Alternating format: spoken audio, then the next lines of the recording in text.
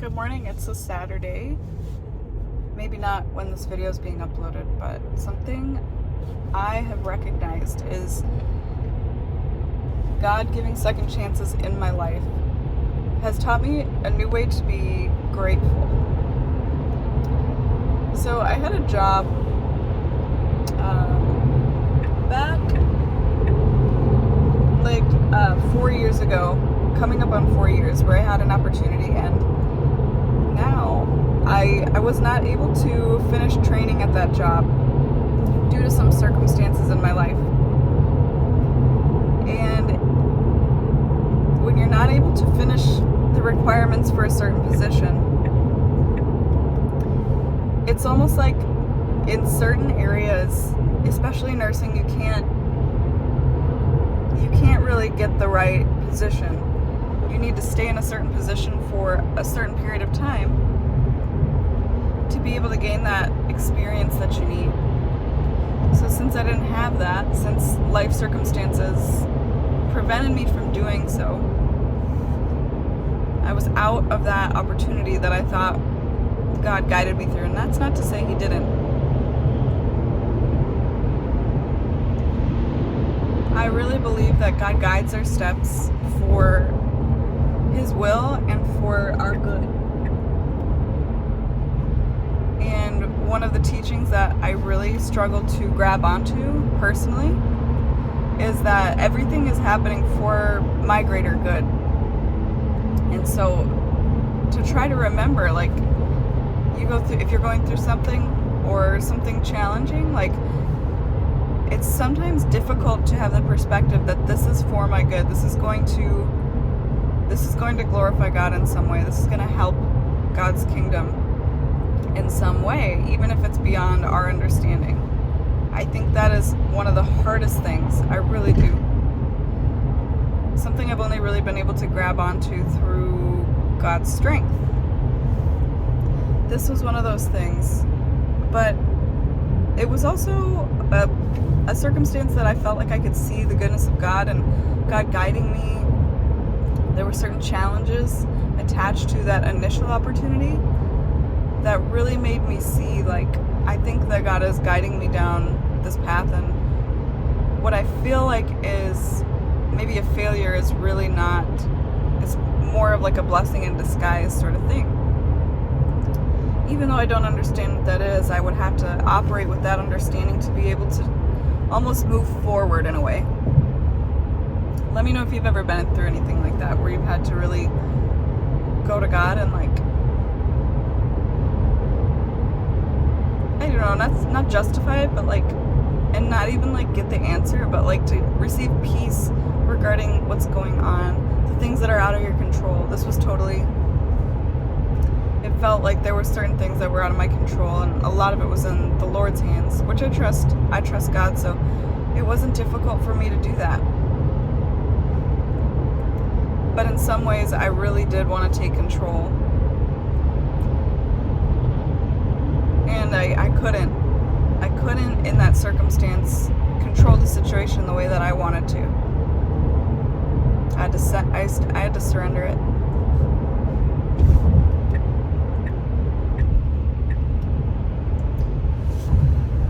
So God brought another opportunity back around recently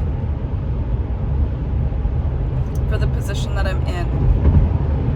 And my manager offered me some classes to help me do my job the best that I can. And I took it. I took the opportunity. So yesterday I was in class all day. And it was good. In some ways, as a nurse, it's hard to sit for 8+ hours. But in other ways, it's really nice because on those 12-hour shift days, you don't have control over when you get up and sit down. A lot of times, a lot of those moments, you have to take care of other people's needs before your own. I know it's like that in many jobs, but in nursing, this is the most, I would say, the most sacrificial job I've ever held, I guess. And I was just thinking about that before I came on here, because I was praying for a sacrificial heart today. I feel like I'm in a protective mode. I feel like I'm protecting myself from, I don't know, like I think in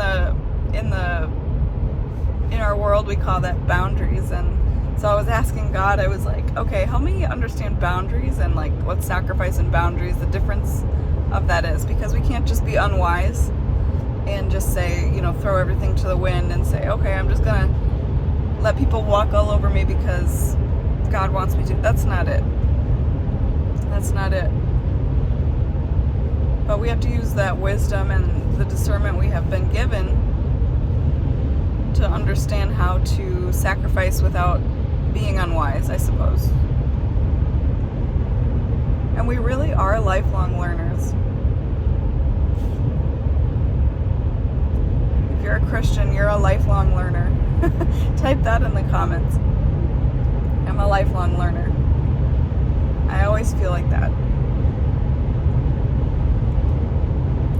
The classes yesterday there was like a lot of people there. A lot of them were younger than me. But it was refreshing because sometimes I get the side eye if I ever go someplace where they need to take my ID. And I feel like that's a compliment because I'm over 30. And I don't agree that I look underage, but it always feels good to like have somebody be suspicious of you, I suppose. Because that would mean you're like super young, but like to me that makes no sense how somebody could make that conclusion. It really doesn't. Like I laugh whenever that happens to me.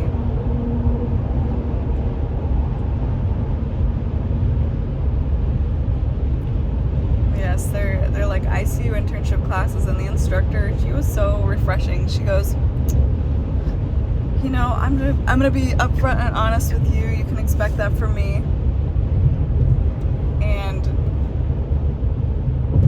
then she proceeded to, I don't know, it was like such a refreshing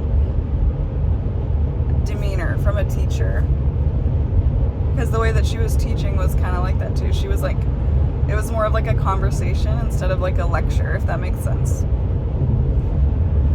And I just thought that was incredible because she kept saying something that I always say on here, and we were talking about a lot of times, and people comment on this when I say it, is the asking questions because it's people's lives in nursing. And she goes, it's better to ask a dumb question than to do a dumb thing. She said, yes, there's such things as dumb questions, let's be real, but I'd rather have you ask a question that maybe somebody would think is dumb than rather to assume and then do that thing.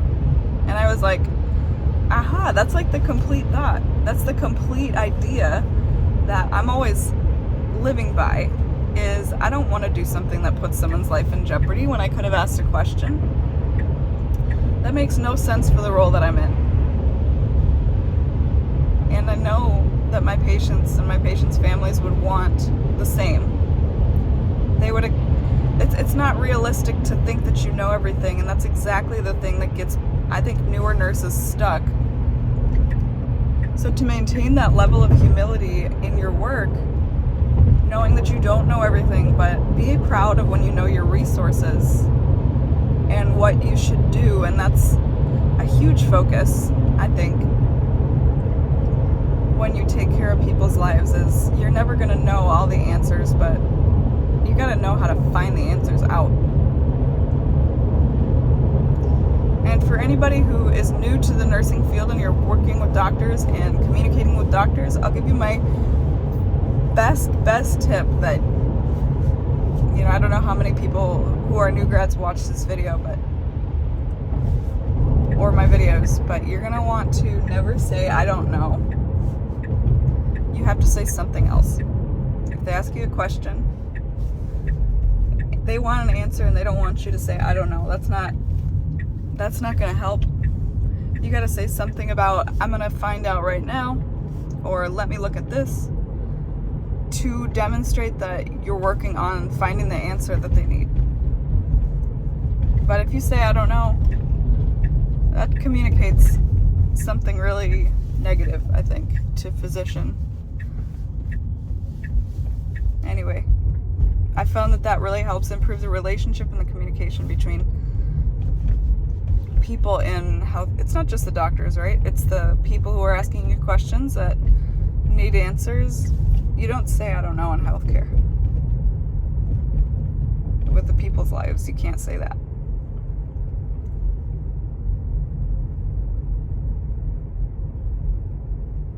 So I really appreciated the teacher, and I thought she had such a similar outlook and mentality, and just like almost like code of ethics, like personal code of ethics, that I feel like I hold.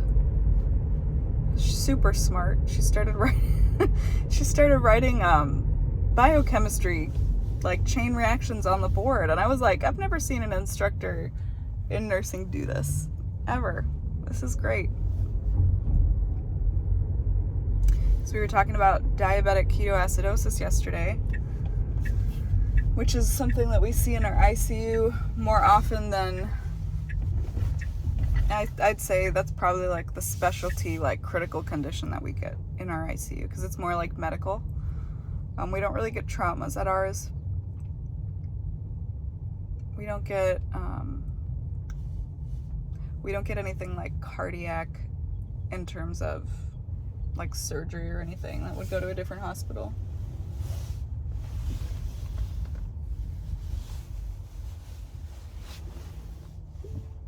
Wow. That is bright.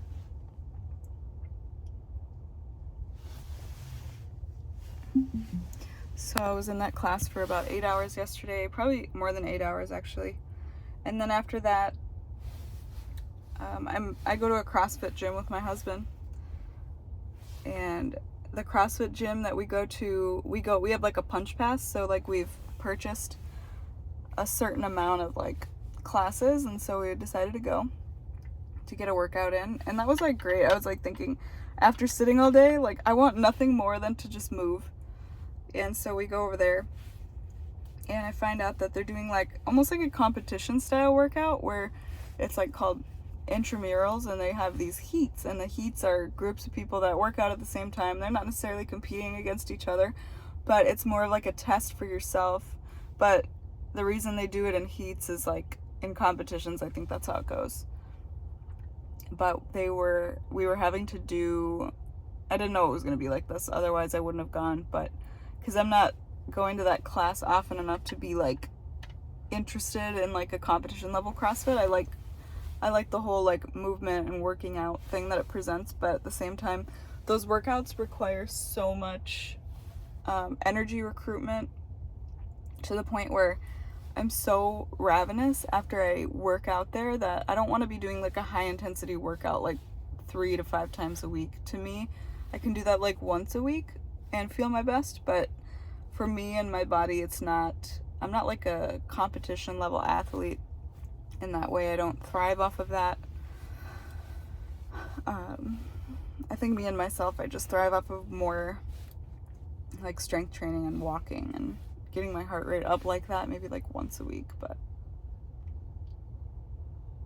have you ever done CrossFit? Tell me if you have in a comment or something. I want to hear if you go to a CrossFit gym or what your thoughts on it are, or if you've competed before and you know what I'm talking about. But I wanted to leave last night because we were not going to be able to work out until like, we got there at 5:15, and then we weren't going to be able to work out until like it was going to be like 7:30, 8 o'clock, and I was like, so we're going to wait over 2 hours to do this? And my husband was really interested in doing it, so we made a little compromise. I was able to work out a little bit earlier, and they kind of understood that I wasn't trying to do the competition part, so they just let me jump in and kind of get a workout in, and I walked while I was waiting. And then I picked up some food for my husband and I when we were waiting for his heat to start, and I said, okay, I'll just take care of that, since if we were to leave after that, it's going to take time. And then I got back just in time for him to compete, and then I judged his competition on a piece of paper. And we both did not complete the workout. It was like a combination of pull-ups, kipping pull-ups, jumping rope, double unders, which I can only do like 2, which is where you do the jump rope twice under your feet in one jump. I can only do that like twice in a row, but these people are like doing that for 40 in a row, for example. And then so there's like pull-ups, versions of that, modified versions of that if you're doing like a scaled version, and then also thrusters, which is where you squat and put the barbell over your head. Just a classic CrossFit move, and it's great because it's kind of like a total body motion. My shoulder's sore today. I woke up and I was like, I didn't hurt my shoulder. Maybe it's just sore from that demand. That's the other thing with CrossFit. You got to be really careful. I've gotten injured just doing like simplest things like kicking up into a handstand. And it was only because my body was so tired that other muscles in my body were forced to compensate for kicking. So I got a little bit of sciatica from that I'm still working through. And one time I asked my coworker, I said, hey, have you ever had sciatica? I just randomly asked her, and she goes, yeah. And I said, did you go to physical therapy to like help it? Because I've gone to physical therapy for other things before. I have hypermobility in my joints. And for a while I was convinced I had a serious inflammatory disease. But it was just my joints are hypermobile. I'm genetically like that. And so there are times where I need to like do exercises to help reduce that hypermobility and the pain that would be associated with it. So I asked her, you know, what she did, if she went to therapy. She goes, I don't have money for that. This is what I did. And then she told me to sit down in a chair, put my leg in like a 4 position over my other knee, and then push down on my knee and also hold my ankle, and then lean forward a little bit. And you guys, that has helped like 90% of this issue. I think people will tell you take ibuprofen, ice it, rest it, but that was not working. That's what drives me nuts, is when you have like a chronic issue and people are telling you take ibuprofen, take ibuprofen. What can you do to solve the root? Because if something is like acutely hurting because it's going to get better, I think there's no issue with ibuprofen. And I do take that stuff when I need to, but I don't like it when people just try to tell you to do a Band-Aid and then call it a day. I don't think that's right. I think it's also a sore point because I see a lot of people coming in for like chronic back pain that they've like, now they're on like so many meds and narcotics from over the years, from their body hurting and their back hurting and their joints hurting. And it's like, that situation is so sad to me because you're dependent on these narcotics, and you need more and more over the years to make it worth it, to actually make your pain tolerable, because your receptors become desensitized. And it's just so sad because I don't know if those people ever get off of that.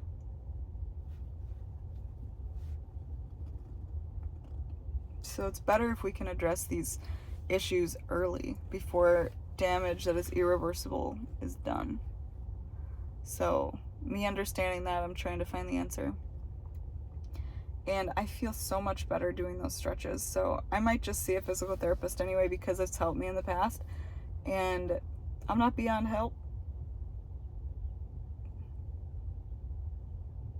It's been, 9 months? Yeah, it's been about 9 months since I had that. But long story short, CrossFit, you got to be cautious. And the coaches there, they like to push you. But sometimes if you're new to a sport like that, you don't really know your own limits. You just kind of let yourself be pushed, and then you can get hurt. It's good to be pushed, but then when it comes to like heavy weights and like all these repetitive movements, sometimes it can be a sticking point for me. So my husband and I, we have talks about this, and he hasn't gotten hurt like me, but he's had some issues in the past that have flared doing CrossFit.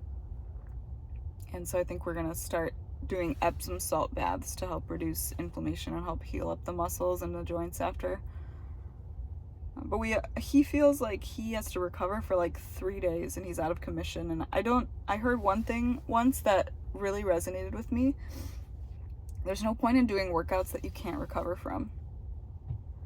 And there may be a point where those types of workouts are easier to recover from, but at this point, that's not our priority. That's not something we are wanting to do at this point in this stage in our lives. But anyway, you guys, it's time for me to go clock in. I hope you have a wonderful day. God bless.